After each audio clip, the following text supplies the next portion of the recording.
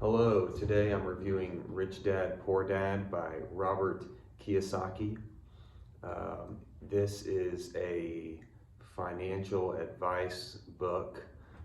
It's not the first one I've read, but this one has been recommended to me by a couple different people. I've read some negative things online saying that the author is a fraud and that to take his advice with a grain of salt. But I figured I would see for myself and give it a shot. So I'll tell you about the book, and then I'll address those concerns at the end of this video. So this book it seems like an introduction to personal finance and financial literacy, and I think it's a good introduction. It gets you thinking about the very basics of personal finance and saving and why you do things. Before I read it, I saw, the title Rich Dad, Poor Dad, and I thought this would be some kind of Goofus and Gallant type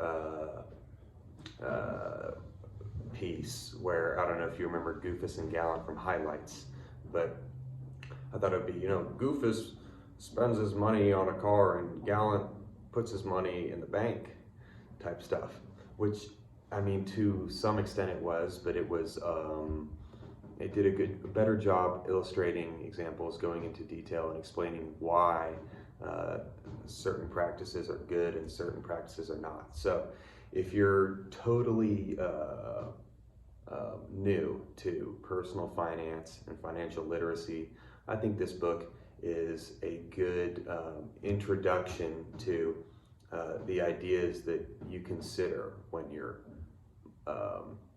managing your own finances.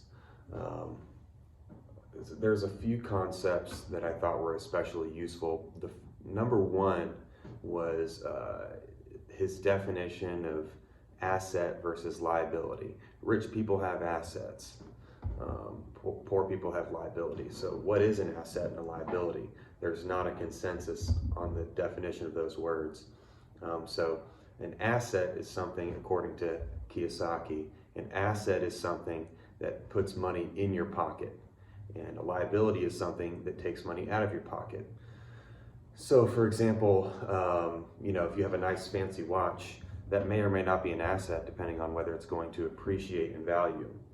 A good example of an asset would be a rental property. If you own a duplex or something, that's an asset. A car is a liability because you have to pay for it, it depreciates, it costs you money. So that's actually not an asset. Your own house is not an asset typically. That's his own philosophy, which is controversial because, I don't know, to me, the orthodox thinking on that is, well, I know most of the people I know who are adults and who are wealthy also have their own houses that they don't rent. So, I imagine most wealthy people don't subscribe to that idea, but maybe it's true, maybe it's not. I don't know. That's for you to decide what you want to do.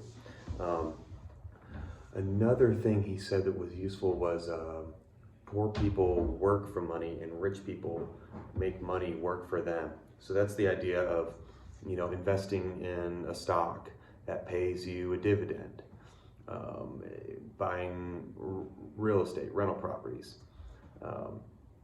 That's your money working for you. You're not working, you're not doing anything. That's passive income. And he stresses the importance of that. But he likes real estate. That's his thing.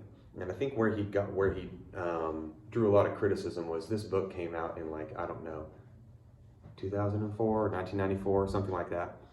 And then the 2008 crash happened, and people, said, well, I guess this, your whole real estate is totally safe and easy thing is not totally true. And even regardless of the crash, you might not want to be fooling with renters. You might not want to be fooling with, managing properties. You might not want to do that. And that there is work involved. It's not just free money.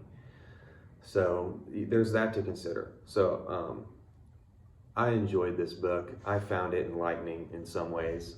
I don't think it's the the last book you'll ever need to read on personal finance.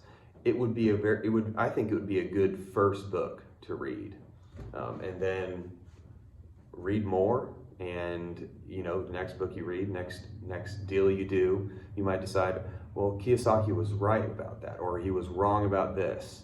Do your own homework.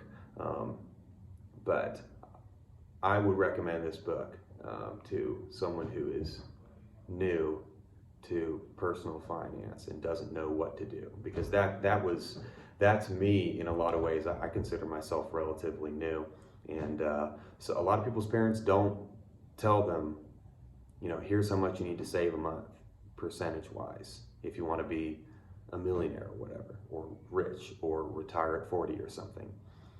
And so, my parents gave me some advice, but no parent's going to have all the information in the world. So if you're a young person looking to learn about money, I recommend this book. Thank you for watching. If you have any questions or comments, you know where to leave them. I'm pointing to the comment section. And yeah, that about covers it. If there's a book that you want me to review, also do that in the comment section, because I'm open to recommendations. Otherwise, I think the next one I'm going to do is called The E-Myth. Okay, thanks, bye.